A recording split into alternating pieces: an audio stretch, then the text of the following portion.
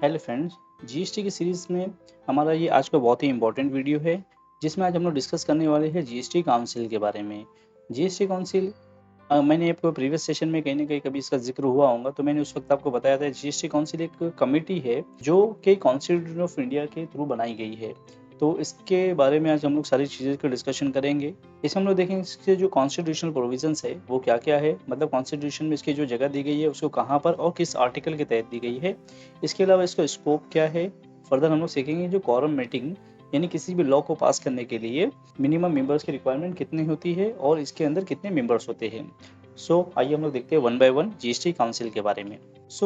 अगर मैं इसके कॉन्स्टिट्यूशन प्रोविजंस की बात करूं, तो जीएसटी काउंसिल जो है इस्टेब्लिश की गई है आर्टिकल 279 ए के तहत in the constitution of India में। मतलब ये कोई ऑर्डिनरी बॉडी नहीं है, इसको कॉन्स्टिट्यूशन ऑफ इंडिया में इसको जगह दिया गया है आर्टिकल 279 के तहत। ये एक फेडरल बॉडी है। फेडरल बॉडी है मतलब इसमें यूनियन मतलब सेंट्रल और स्टेट दोनों के मेंबर्स शामिल होते हैं, इसलिए इसको एक फेडरल बॉडी कहा जाता है। अगर सिर्फ स्टेट्स के मेंबर होते हैं तो इसको स्टेट कॉन्स्टिट्यूशन बॉडी के नाम से जाना जाता है। अगर सिर्फ सेंट्रल के मेंबर्स होते हैं तो उसको सेंट्रल कॉन्स्टिट्यूशन बॉडी के नाम से जाना जाता है।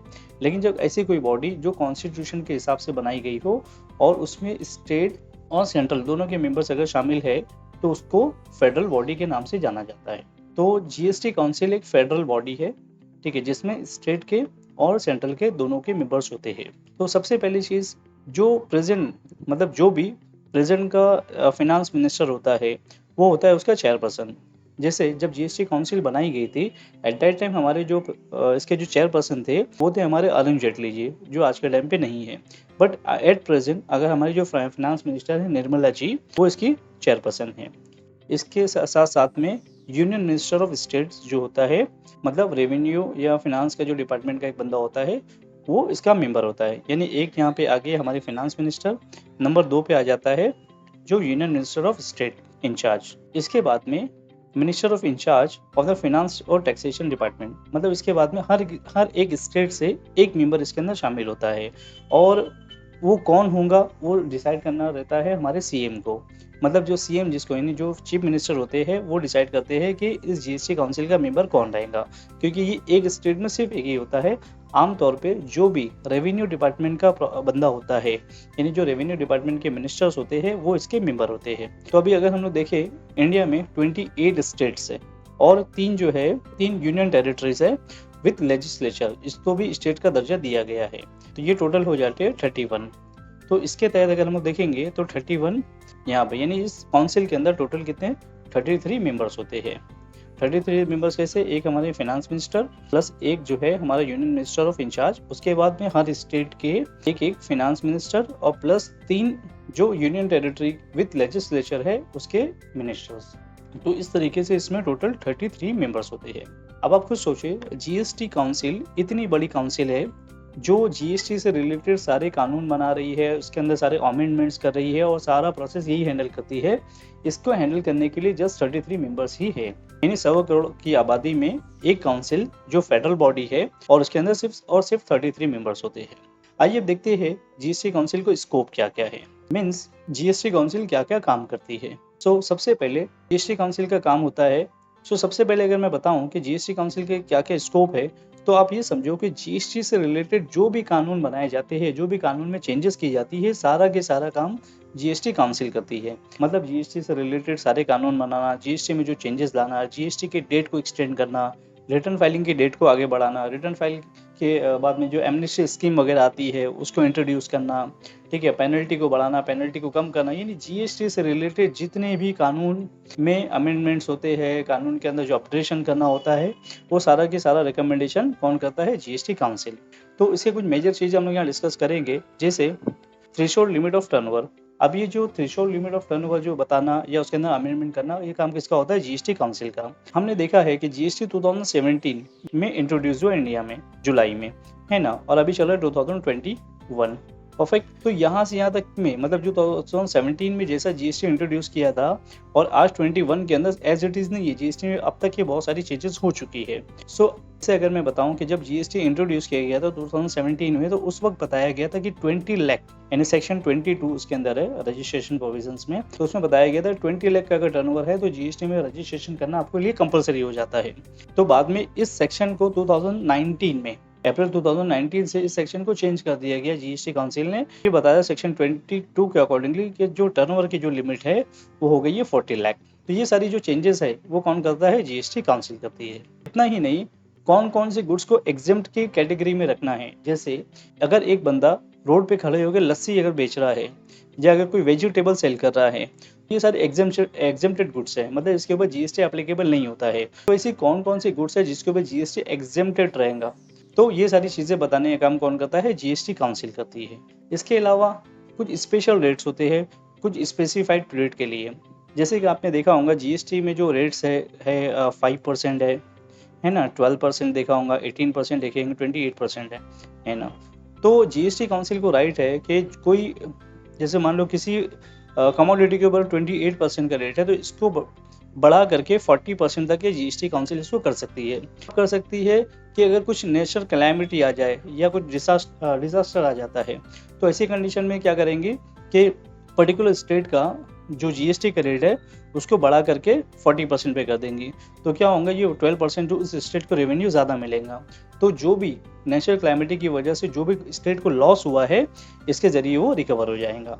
तो ये जीएसटी काउंसिल के सारे काम हैं। इसके अलावा जीएसटी काउंसिल के क्या काम है कि स्पेशल प्रोविज़न बनाना होता है कुछ नॉर्थ स्टेट्स के लिए, जम्मू कश्मीर, हिमाचल प्रदेश, ठीक है, उत्तराखंड एक्सेट्रा, मतलब जो कुछ स्पेशल कैटेगरी ऑफ स्टेट्स है जो अंडर डेवलप्ड स्टेट है, मतलब जहाँ पर डेवलपमेंट बहुत कम है, तो उसके लिए गवर्नमेंट ने कुछ स्पेशल प्रोविजंस बनाए हैं। तो वो सारे बनाने का काम कौन करता है, जीएसटी काउंसिल।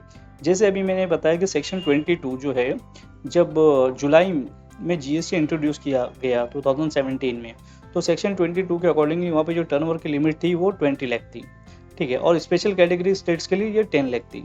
तो ये जो 10 लाख की लिमिट थी, इसको अभी अब बढ़ा करके 2019 में इस लिमिट को चेंज कर दिया गया और इसको 20 लाख कर दिया गया, और यहाँ पे जो 20 लाख की लिमिट थी इसको 40 लाख कर दिया गया।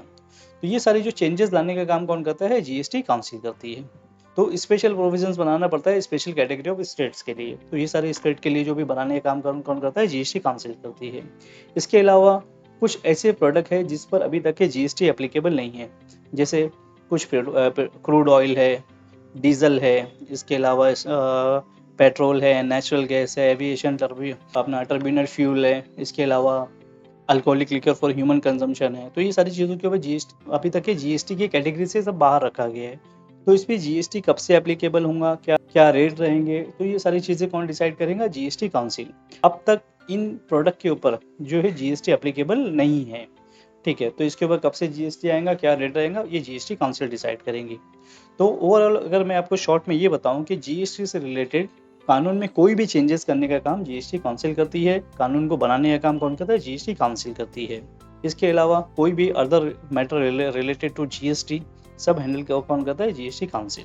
अब मीटिंग कोरम, मतलब कोई भी कानून को पास करने के लिए मीटिंग में कितने लोग प्रेजेंट होना जरूरी है। अभी जैसे मैंने आपको रिसेंटली एग्जाम्पल दिया था कि जो जीएसटी में एक सेक्शन है 22 जिसके अकॉर्डिंगली रजिस्ट्रेशन किया जाता है। तो जब जीएसटी 2017 जुलाई 2017 में इंट्रोड्यूस किया गया, तो उस वक्त बताया सेक्शन 22 के जिसका भी टर्नओवर 20 लाख है तो उसको जीएसटी में रजिस्ट्रेशन करना मैंडेटरी है। बाद में इसको अमेंडमेंट कर दिया गया, इसको 40 लाख बताया गया। मतलब 2019 में इस प्रोविजंस को क्या किया, अप्रैल से इसमें अमेंडमेंट किया गया, और फिर वहाँ पे लिमिट बता दी गई 40 लाख की लिमिट है। अगर आपका टर्नओवर 40 लाख है तो आपको जीएसटी में रजिस्ट्रेशन करना मैंडेटरी है। तो एक चीज़, और दूसरी चीज़ आपको समझना ये है कि जीएसटी काउंसिल के अंदर कितने मेंबर होते हैं, टोटल 33 है ना। तो जब भी कोई कानून को पास करना होता है, जैसे एक कानून था कि भाई पहले 20 लाख की लिमिट थी, अब इसको कानून को चेंज करके 40 लाख की लिमिट कर दिया गया, तो इस 33 में से 50% मतलब इसमें से half of the total member में से प्रेजेंट मतलब हाफ उसमें प्रेजेंट रहना जरूरी है। अगर इसका हाफ करेंगे तो कितना आता है 17, है ना, 16.5 तो हो नहीं सकता। तो मिनिमम 17 मेंबर रहेंगे तो कोई भी कानून को जीएसटी में पास कर दिया जाता है। अब नॉर्मली होता क्या है कि जब भी जीएसटी काउंसिल की मीटिंग होती है तो मीटिंग को एकदम सडनली अरेंज तो नहीं की जाती है। उसके पहले से ही सारे मेंबर्स यानी 33 मेंबर्स को उनको बता दिया जाता है कि कौन सी डेट को कौन सी मीटिंग कंडक्ट कर मतलब जीएसटी की कौन सी मीटिंग कंडक्ट होने वाली है। तो होगा क्या कि जीएसटी काउंसिल की जब भी मीटिंग होगी तो मोस्टली होता यही है कि सारे के सारे जो क्वारम जो है उसका उनका पूरा हो जाता है, यानी 17+ मेंबर ही प्रेजेंट रहते हैं आमतौर पर। और जब मालूम है 33 मेंबर्स है और छोटी सी काउंसिल है और जबकि काम इसके बहुत बड़े बड़े हैं, तो आमतौर पे सारे के सारे मेंबर्स इसमें प्रेजेंट रहते हैं। This was all about GST council and I hope आपको ये सारी चीज़ें समझ में आई होंगी। इनकेस अगर आपको कोई क्यूरी है या कोई ऐसी चीज़ें आपको जो नहीं समझ में आई है in connection with the GST council, you can comment me in the comment box. And friends, if you want to become a tax consultant, अगर आप टैक्स कंसल्टेंट बनना चाहते हो, टैक्सेशन में प्रैक्टिस करना चाहते हो, तो हमने एक जीएसटी सर्टिफिकेट कोर्स लॉन्च किया है जिसमें हमने सब काफ़ी एडवांस लेवल पे और काफ़ी डिटेल में सारी चीज़ें हमने जीएसटी से रिलेटेड पूरे प्रोविजंस उसमें बताए हुए हैं, जिसमें आपको काफ़ी प्रैक्टिकल और थ्योरेटिकल दोनों चीज़ सीखने मिलती है। तो if you think or if you are searching your career in the practicing taxation or GST, so you can call now on given number। ठीक है, आप मुझे इस दिए गए नंबर पे हमें कॉल कर सकते हो और अपनी सीट को बुक कर सकते हो। इतना ही नहीं फ्रेंड्स, आप लोगों के रेगुलर अपडेट्स के लिए मैंने कुछ ग्रुप्स बना के रखे हैं, जैसे on Facebook, LinkedIn, YouTube, WhatsApp and Telegram का। तो डिस्क्रिप्शन बॉक्स में मैंने उसके लिंक शेयर कर दिया है, आप चाहो तो उस ग्रुप को ज्वाइन कर सकते हो। And finally thank you for the watching. In case अगर आपको कोई क्यूरी है तो आप मुझसे कमेंट बॉक्स में ज़रूर से पूछे, और अगर आप चाहते हो कि कोई आपको जीएसटी से रिलेटेड या इनकम टैक्स या टीडीएस से रिलेटेड कोई भी अगर क्यूरी है तो आप मुझसे कमेंट बॉक्स में पूछ सकते हो, मैं आपको डेफिनेटली उसका रिवर्ट करूँगा।